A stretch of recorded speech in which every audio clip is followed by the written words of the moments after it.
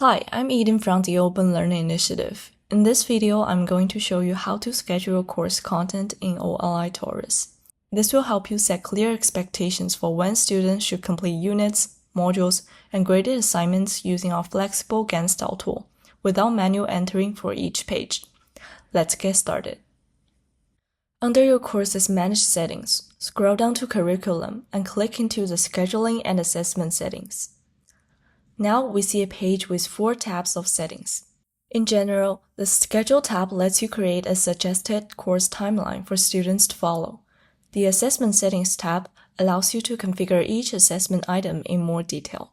The Student Expectations tab enables you to set accommodations for individual students based on their needs. Finally, Advanced Gating is for instructors who want more control over how and when course materials become accessible. If you need help with advanced gating, contact OLI help at oli-help@cmu.edu. Let's start with the scheduling setting. Here you will see your course timeline laid out across weeks. Each line here represents a unit of the course. Later, you will have an adjustable schedule on this page. To start with, click Set Schedule. Select the date you want to consider for that schedule.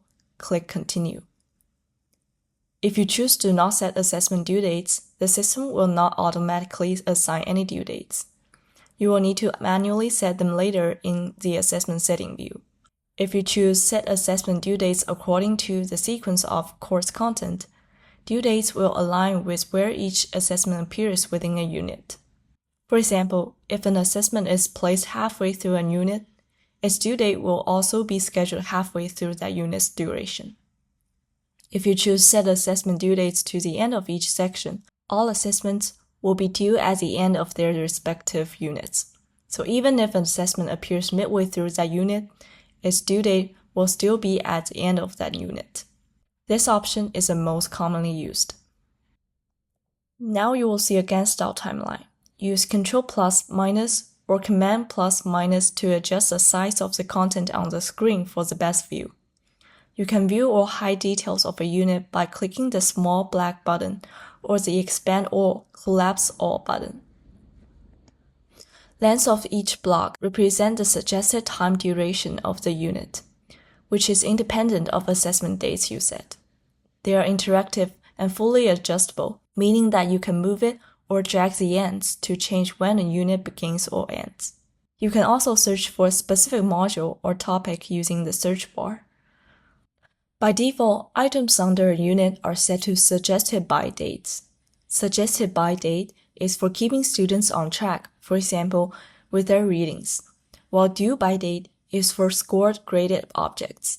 You can change one item's date into hard due dates or in-class activity by clicking and editing them on the bottom left-hand corner of the screen. The item will then change to a calendar or group icon. You can also right-click a unit or item to remove it. Adjust dates with numeric input given selected units or assessment item. Or drag and reposition the task on the timeline. This gives you granular control over how students pace themselves. Remember to click Save Changes after you are done. If you want to preview the schedule from a student view, go back to the course Manage settings. Click Preview as Students to see what your learners will see. Recent items will appear under Upcoming Agenda on the home page, and the full schedule can be viewed on the Schedule page. And that's the scheduling tool. Remember, you can change these settings at any time, even after the course has begun.